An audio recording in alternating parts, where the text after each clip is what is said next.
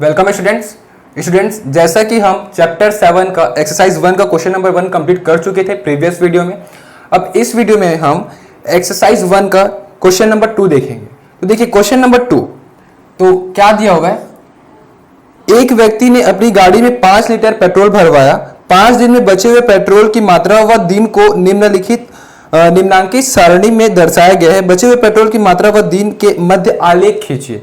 यानी कि हमें ग्राफ को ड्रॉ करना है, ठीक है। और ग्राफ को कैसे ड्रॉ करते हैं वो मैं आपको बताऊंगा, ध्यान से समझिएगा, ठीक है, कि आलेख कैसे खींचते हैं। तो देखिए ग्राफ ड्रॉ करने का सबसे पहला स्टेप ये होता है कि देखिए यहां पे 2 रो दिख रहा होगा, 2 रो यानी कि 2 पंक्ति। पहला दिन में क्या दिया 1 2 3 4 5। दूसरा क्या दिया है, बचे हुए पेट्रोल की मात्रा लीटर में, जिसमें 4 3 2 1 0, ठीक है। तो ये दिया हुआ है, तो 2 रो दिया हुआ है, 2 पंक्ति दिया हुआ है, ठीक है। हम क्या करेंगे, एक को x अक्ष में लेंगे, एक को y अक्ष में। अभी फिलहाल अगर हम यहां पे देखें तो कोई नेगेटिव नहीं है, कोई नेगेटिव नंबर नहीं है, ऋणात्मक नहीं है। अगर कोई ऋणात्मक संख्या रहता ना तो हम ग्राफ ऐसे बनाते, x अक्ष y अक्ष माइनस x अक्ष माइनस y अक्ष, यानी कि x axis y axis minus x axis minus y axis, ऐसा बनाते। लेकिन हमको यहाँ पे कोई माइनस दिख नहीं रहे, तो ये वाला कोई काम में आएगा नहीं, तो इसको बनाओ चाहे मत बनाओ, सिर्फ ऐसा ही बनेगा, ठीक है। अगर कोई माइनस वाला वैल्यू रहता तो ऐसा पूरा ग्राफ बनाते। अगर आएगा वैसा वाला क्वेश्चन अगले प्रश्न में तो हम उसको बताएंगे जरूर, ठीक है। तो देखिए सबसे पहले यहाँ पूरा पॉजिटिव है तो पॉजिटिव ग्राफ ही बनेगा, ठीक है। पॉजिटिव ग्राफ यानी कि एक x अक्ष x एक्सिस होगा और एक y अक्ष यानी कि y एक्सिस होगा, ठीक है। दोनों पॉजिटिव वाला ही, नेगेटिव वाला भी कोई काम का नहीं है क्योंकि नेगेटिव वैल्यू तो दिया ही नहीं है, ठीक है। अब देखो सबसे पहले अपन क्या किए, x एक्सिस ड्रॉ कर दिए, y एक्सिस ड्रॉ कर दिए, ठीक है। अब क्या करना है, हमें जो रो दिया पंक्ति दिया हुआ है ना, किसी एक को x एक्सिस में रखना है, किसी एक को y एक्सिस में रखना है। किसे x किसे y में रखना है तो कोई प्रॉब्लम नहीं है, किसी भी को x ले सकते हो, किसी भी को y में ले सकते हो। लेकिन हाँ जो मैं बोल रहा हूं उसे आप प्रेफर करना, जो छोटा छोटा क्वांटिटी होगा ना, जैसे कि इसमें अगर देखा जाए तो दोनों छोटा है, 1 2 3 4 5 4 3 2 1 0, तो किसी भी को x y रख सकते हैं। लेकिन आप बुक में देखिए क्वेश्चन नंबर अगर 7 देखेंगे, क्वेश्चन नंबर 7 देखेंगे तो 64 128 192 ऐसा बड़ा बड़ा नंबर है 3 डिजिट का, लेकिन नीचे वाले में छोटा छोटा नंबर है 2 डिजिट का। तो जो छोटा डिजिट होगा ना उसे हम x एक्सिस में लेंगे और जो बड़ा डिजिट होगा ना उसे हम y एक्सिस में लेंगे। समझ में आ रहा है ना। जैसे कि क्वेश्चन नंबर 7 में जो पहला रो है, पहला पंक्ति जो 3 डिजिट का है उसे x एक्सिस में, बड़ा यहां पे लिखेंगे और छोटा को यहां। ऐसा कोई जरूरी नहीं है कि बड़ा छोटा को कहां लिखना है, लेकिन इससे ग्राफ अच्छा दिखता है और अच्छे से बनता है, इसलिए मैं आपको ये वाला ट्रिक बता रहा हूं, ठीक है। तो वैसा कोई बैरियर नहीं है। अब देखिए क्या दिया हुआ है, हम इस क्वेश्चन पे आते हैं। तो x एक्सिस y एक्सिस, ठीक है, 2 अक्ष बन गया। अब x में क्या लिखना है अपने को, दिन को लिखना है, ठीक है, या फिर बचे हुए पेट्रोल को भी दिन में लिख सकते हैं, लेकिन अपन ऊपर वाले को अभी यहाँ पे लिख देते हैं। क्या लिखेंगे यहाँ पे दिन, तो ये क्या होगा दिन। ये क्या रिप्रेजेंट कर रहे हैं कि ये जो x एक्सिस है वो दिन को रिप्रेजेंट कर रहे हैं, ठीक है, दिन। यानी कि हम इसको लिख सकते हैं डे। इंग्लिश मीडियम वाले इसको क्या लिखेंगे, डेज लिखेंगे, ठीक है, डेज ऐसा लिख देना, ठीक है, ऐसा एरो करना जरूरी है। अब देखिए दिन में क्या है 1 2 3 4 5, तो भैया नंबरिंग तो डालना है, लेकिन कितना तक डाले, 10 तक 20 तक 50 तक 40 तक, कहां तक डाले। तो देखो हमको क्या देखना होगा, सबसे छोटा संख्या इसमें इस रो में, ठीक है, यानी कि पहला रो का बात करें ना, पहला पंक्ति का जिसके अंदर 1 2 3 4 5 ये है। तो सबसे छोटा संख्या क्या है और सबसे बड़ा संख्या क्या है, तो सबसे छोटा संख्या 1 है और सबसे बड़ा संख्या 5 है। यानी कि कम से कम 1 तो होना ही चाहिए और ज्यादा से ज्यादा 5 तक तो आना ही चाहिए। भले 8 10 12 कर दो लेकिन 5 तो आना ही चाहिए, ठीक है ना। और हाँ जो गैप होगा ना वो कांस्टेंट गैप होना चाहिए, एक कॉमन गैप होना चाहिए। यानी कि जैसे हम 1 से स्टार्ट करेंगे तो 1 2, ये सभी तो कॉमन दिया हुआ है क्योंकि 1 2 3 4 5 सब एक एक का गैप है। हम ऐसा नहीं कर सकते अगर 1 है तो यहाँ पे 4 तो यहाँ पे 3, ऐसा नहीं कर सकते क्योंकि कांस्टेंट गैप तो है ही नहीं। 1 के बाद 3 है फिर 4 हो गया, ऐसा नहीं होगा, ठीक है। कांस्टेंट गैप क्या होगा, अगर 1 1 का डिफरेंस है तो 1 1 का डिफरेंस करना है, या अगर 5 5 का डिफरेंस है तो 5 5 का करना है, उसके हिसाब से चलना है, ठीक है। तो यहां पे हम देखते हैं पहला एलिमेंट 1 है, दूसरा एलिमेंट 2, तीसरा एलिमेंट 3, फिर 4, फिर 5। कम से कम 1 तो आया, ज्यादा से ज्यादा 5 भी है और कांस्टेंट गैप भी है। देखो 1 1 का गैप है, ठीक है, तो इसको आपको ध्यान में देना है। अब देखते हैं y एक्सिस। y एक्सिस में दूसरा पंक्ति आएगा, ठीक है, दूसरा रो जिसमें 4 3 2 1 0 है, ठीक है। तो ऐसा नहीं कि 4 पहले दिए तो 4 को पहले लिखना, ऐसा नहीं है, ठीक है। छोटे से शुरू होकर बड़े तक जाता है, छोटे से शुरू होकर बड़े तक जाता है। तो सबसे छोटा संख्या क्या है, 0 है। ठीक है, तो 0 तो यहाँ पे होता है, आपको पता होगा कि मूल बिंदु 0 होता है ना। तो ये 0,0 क्या होता है, मूल बिंदु ओरिजिन, तो 0 यहाँ पे आता है। फिर देखिए तो 1 2 3 4 यहाँ है, तो हम क्या करेंगे, एक कांस्टेंट गैप है 1 2 3 4 का, तो 1 2 3 4 का एक कांस्टेंट गैप है यहाँ पे। ठीक है, समझ में आ रहा है ना, ये 1 1 का कांस्टेंट गैप है। हम ऐसा नहीं कर सकते 1 के बाद 3 फिर 4, ऐसा नहीं कर सकते। अगर 1 के बाद 3 लिखें तो यहाँ पे 5 लिखना होगा, फिर 7 लिखना होगा, क्योंकि 2 2 का गैप है, तो यहाँ पे हमें कांस्टेंट गैप रखना पड़ता है। ठीक है, समझ में आ रहा है ना। और हाँ, यहाँ पे तो मैं रफ में बता रहा हूँ, अगर आपको ग्राफ पे बनाना है तो ग्राफ का जो एक बॉक्स होता है ना, वहां पे इसको 1 2 3 4 5 ऐसा लेते जाना, और जो एक बॉक्स होता है ना वो 1 सेंटीमीटर का होता है ग्राफ में। ठीक है, यानी कि अगर ऐसा बनेगा एक बॉक्स जिसमें 10 लकीर होगी, वो 1 सेंटीमीटर का होता है इतना बॉक्स। ठीक है, चलो ये ग्राफ को हमें ड्रॉ करना है।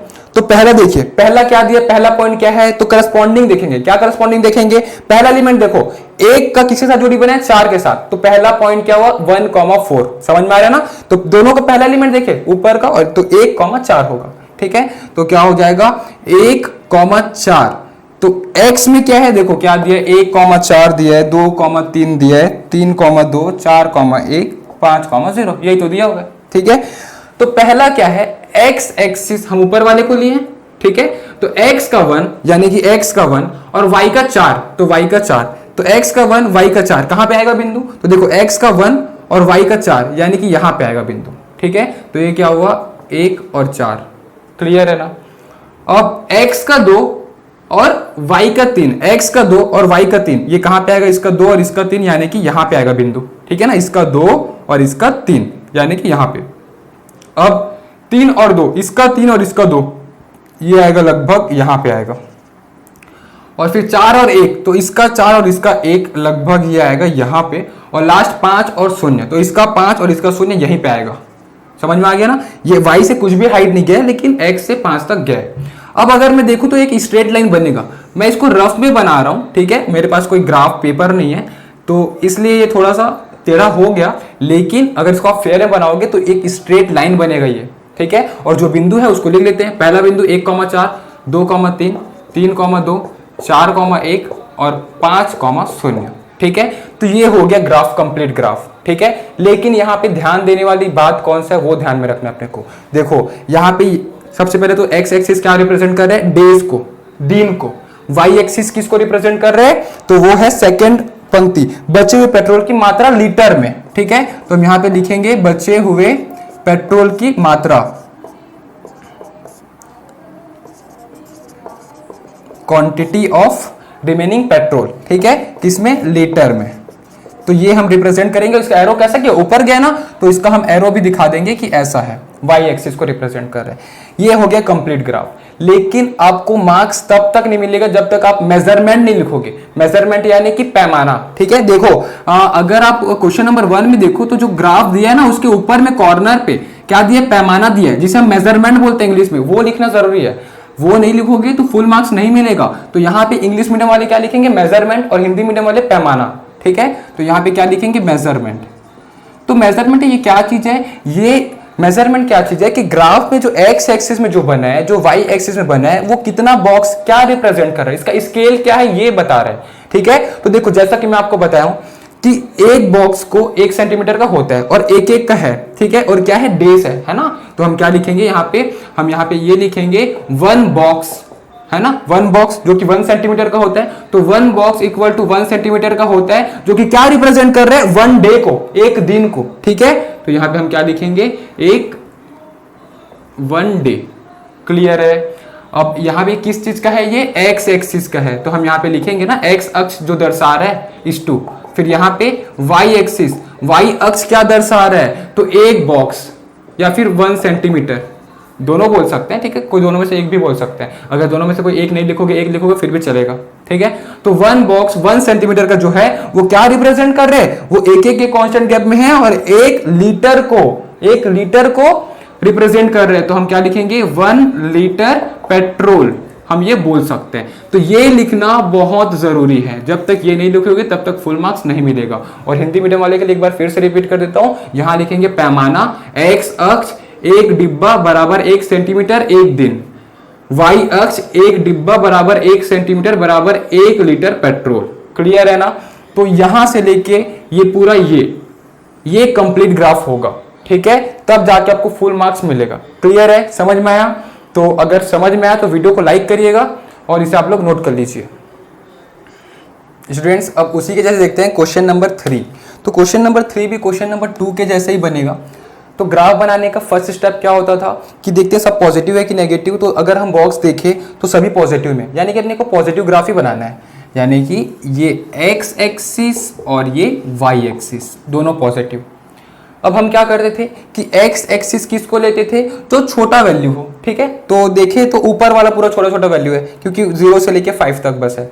और जो नीचे वाला जो पंक्ति है 0, 15, 30, 45 बड़ा है, तो इसको अपन वाई में ले लेंगे, ठीक है। तो हम क्या करेंगे, एक्स एक्सिस क्या रिप्रेजेंट करेगा, पंक्ति 1 को, रो 1 को। तो रो 1 क्या दिया, समय दिया, जो कि वर्ष में है। तो हम यहाँ पे क्या लिखेंगे, टाइम इन ईयर्स, ठीक है, समय वर्ष में। तो हम यहाँ पे लिखेंगे टाइम इन ईयर्स। और हिंदी मीडियम वाले क्या लिखेंगे, वर्ष, क्या लिखेंगे, समय वर्ष में, ठीक है। और यहाँ पे वाई एक्सिस क्या रिप्रेजेंट करेगा, सेकंड पंक्ति, सेकंड रो को, जो कि साधारण ब्याज रुपए में, ठीक है। तो सिंपल इंटरेस्ट, साधारण ब्याज मतलब कि सिंपल इंटरेस्ट रुपए में, इन रुपीस। तो हम यहाँ पे लिख देंगे SI, simple interest in rupees. Clear है ना? और इसका एरो क्या होगा, ऊपर तरफ, क्योंकि वाई एक्सिस है। और इसका एरो क्या होगा, राइट तरफ, क्योंकि एक्स एक्सिस है, ठीक है। समझ में आ गया? अब देखो, अब हम नंबरिंग डालते हैं। नंबरिंग कैसे डालना है, कांस्टेंट गैप से डालना है। तो सबसे पहले एक्स एक्सिस का अगर बात करें, यानी कि पंक्ति 1, तो 0 सबसे छोटा संख्या, सबसे बड़ा संख्या 5, यानी कि 0 से 5 तो होना ही चाहिए। और कांस्टेंट गैप है क्या, तो 0, 1, 2, 3, 4, 5 कांस्टेंट गैप है, हमें कुछ सोचने की जरूरत नहीं है। कांस्टेंट गैप है तो सिर्फ लिख देना है, ठीक है ना। तो 0 यहाँ पे खुद होगा, 0,0 ऑरिजिन, मध्य बिंदु। फिर यहाँ पे 1, 2, 3, 4, 5। क्लियर है? अब y का अगर बात करें तो 0 से लेके 75 तक है, जो कि 0, 15, 30, 45, 60, 75 है, ठीक है। तो ये भी कांस्टेंट गैप ही है, 0 फिर 15 फिर 30, 15 का डिफरेंस है। तो कोई सोचने की जरूरत नहीं, कांस्टेंट गैप है। तो यहाँ पे हम लिख देंगे, पहला क्या हो जाएगा, 1 नहीं होगा, यहाँ पे क्या होगा, 15 होगा, ठीक है, क्योंकि 0 तो यहीं पे आ गया। फिर दूसरा क्या आएगा, 15, फिर क्या होगा, 30, फिर 45, और ये हो जाएगा फिर 60, और एक लास्ट बच गया 75। क्लियर है ना? अब हम क्या करते हैं, बिंदु मिलाते हैं, ठीक है ना, बिंदु मिलाते हैं। तो पहला बिंदु क्या है, 0,0, ऊपर का और नीचे का करस्पॉन्डिंग देखेंगे। तो 0,0, तो 0,0 एक बिंदु यहाँ पे आएगा। दूसरा क्या है, 1,15, पहला का और दूसरे का क्या, 15। तो ये पेयर बन रहे ना, 1,15 का। तो x का तरफ 1 और y का तरफ 15, ठीक है। और 2,30, तो इसका 2 और इसका 30, फिर 3 और 45 का, ठीक है। फिर 4 और 60 का, यानी कि x का 4 और y का 60 लगभग यहाँ पे आएगा। 5 और 75 का लगभग यहाँ पे आएगा। क्लियर है ना? तो ये एक स्ट्रेट लाइन बनेगा, ठीक है, ये एक स्ट्रेट लाइन बनेगा सभी बिंदु को मिलाएंगे तो। और सभी बिंदु का नाम लिख देंगे, सभी पॉइंट्स का। क्या हो जाएगा, ये 0,0, ये क्या होगा, 1,15। और आपको पता ही होगा कि पहले हम x को लिखते हैं फिर y को, ठीक है। तो पहले x का एलिमेंट लिखाएगा फिर y का एलिमेंट लिखाएगा। फिर 3,45, 4,60 एंड 5,75। क्लियर है? ये ग्राफ कंप्लीट। लेकिन फुल मार्क्स नहीं मिलेगा। क्यों नहीं मिलेगा? क्योंकि अपन यहाँ पे मेजरमेंट लिखे ही नहीं है। पैमाना लिखना जरूरी है, ठीक है, मेजरमेंट। तो इसे हिंदी में बोलते हैं पैमाना। तो मेजरमेंट मतलब कि भाई एक्स वाई का क्या कहानी है, कैसे हम एक्स को कैसे लिए, वाई को कैसे लिए। तो एक्स एक्सिस यानी कि एक्स अक्ष कैसे लिए, एक डिब्बा, 1 बॉक्स लिख सकते हैं या 1 सेंटीमीटर लिख सकते हैं, क्योंकि एक बॉक्स 1 सेंटीमीटर का होता है। तो हम 1 सेंटीमीटर लिख लेते हैं। 1 सेंटीमीटर जो कि रिप्रेजेंट कर रहे हैं क्या, 1 क्या चीज, टाइम, जो कि ईयर में है। तो 1 ईयर को रिप्रेजेंट कर रहे हैं, ठीक है, एक साल को, 1 ईयर। क्लियर है ना?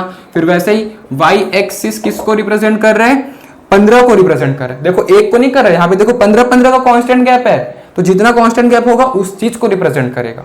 तो 15 का गैप है, तो 15 क्या, SI, simple interest in rupees. तो क्या रिप्रेजेंट कर रहा है, 15 रुपीज, है ना। तो y axis 1 centimetre represent 15 rupees. Clear है ना? ये तो हो गया। अब देखो हिंदी मीडियम वाले थोड़ा सा बता देता हूं मैं। मेजरमेंट की जगह पैमाना होगा, एक्स अक्ष 1 सेंटीमीटर बराबर 1 वर्ष, वाई अक्ष 1 सेंटीमीटर बराबर 15 रुपए। क्लियर है ना? तो इस प्रकार से बनेगा। समझ में आया? अगर समझ में आया तो लाइक करिएगा। और इसके बाद हम प्रश्न क्रमांक 4 में पढ़ते हैं, इसको आप लोग नोट कर लीजिए। इस चैप्टर के नोट्स के लिए नीचे दिए गए डिस्क्रिप्शन बॉक्स पर लिंक दिया गया है, वहां क्लिक करिए और इस चैप्टर के सभी वीडियोस के लिए ऊपर जो प्लेलिस्ट शो हो रहा है वहां क्लिक करिए और हमारे इस चैनल को सब्सक्राइब करने के लिए हमारे चैनल के लोगो पर क्लिक करके इस चैनल को सब्सक्राइब करिए। Thank you.